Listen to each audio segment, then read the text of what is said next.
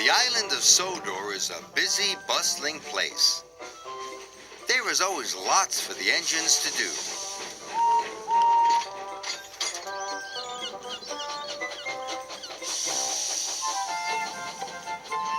One morning, Thomas was shunting freight cars in the yard when Sir Topham Hatt came to see him. The fishermen are celebrating their biggest catch of fish ever. Thomas, you must help Arthur take the fish to the docks. Thomas was fed up. He didn't like the smell of fish. And when he got to the fishing village, there were lots of freight cars, all stacked full of fish. Thomas had never seen so many fish. Phew, he puffed. What a horrible smell. Then Arthur arrived. Arthur warned Thomas that the route to Brendam Docks was bumpy. "Only take 5 freight cars at a time," said Arthur, "and go slow and steady." Arthur carefully collected 5 freight cars. Then he puffed slowly out of the harbor yard. Thomas looked at all the freight cars full of fish. He didn't want to go slow and steady. He wanted to get his smelly job over with. So Thomas shunted all of the freight cars into a long line.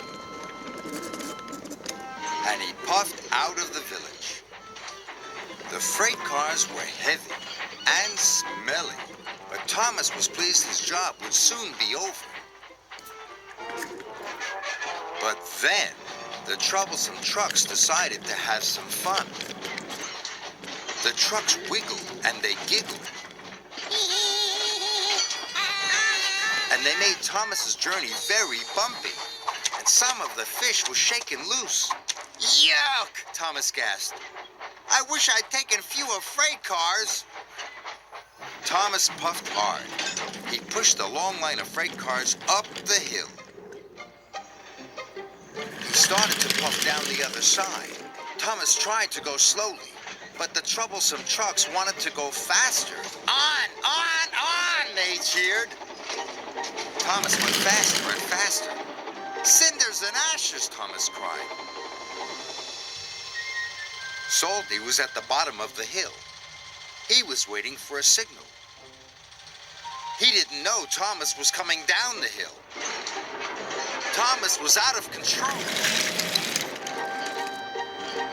Thomas braked as hard as he could. But the freight cars of fish were too heavy.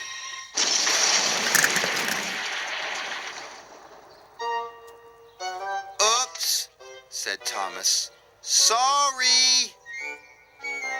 Salty was covered in fish. "Never mind me, Artie," said Salty. "The smell reminds me of the sea." Thomas's driver telephoned for help. And soon Harvey was clearing the tracks. Thomas wondered what Sir Topham Hatt would say. He found out soon enough. "You have caused confusion and delay," said Sir Topham Hatt. "You must learn to be more safe." "Yes, sir. Sorry, sir," Thomas puffed sadly.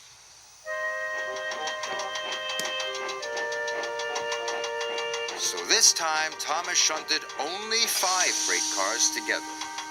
He took a deep breath, and he chuffed away.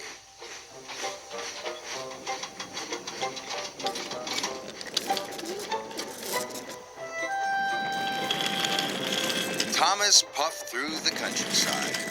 "I will get to the docks on time," he cried. But the troublesome trucks were up to their old tricks. "Hold back!" they giggled. But this time there were only 5 trucks.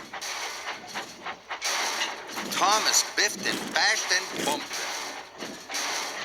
And the trucks weren't troublesome anymore.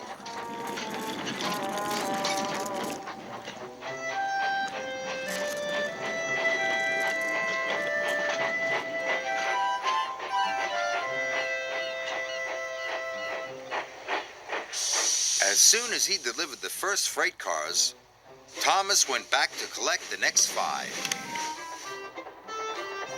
His coupling smelled of kippers, and his cabin smelled of cod.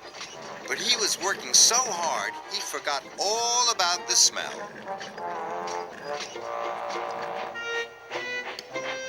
At last, he had just one more load to take.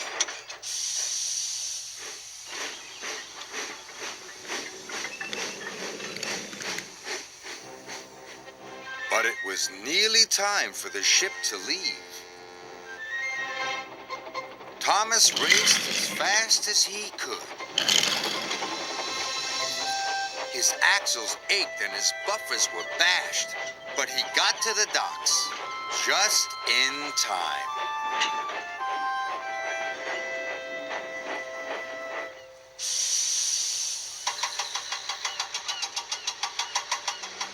Thomas was very happy to say goodbye to the fish. Then Sir Topham Hatt came to see Thomas. "I know you don't like the smell of fish, but you have worked very hard," Sir Topham Hatt said. "You really are a useful engine." Thomas was proud. But he still had the smell of fish in his funnel, and he couldn't wait to be clean. So he puffed off to the washdown.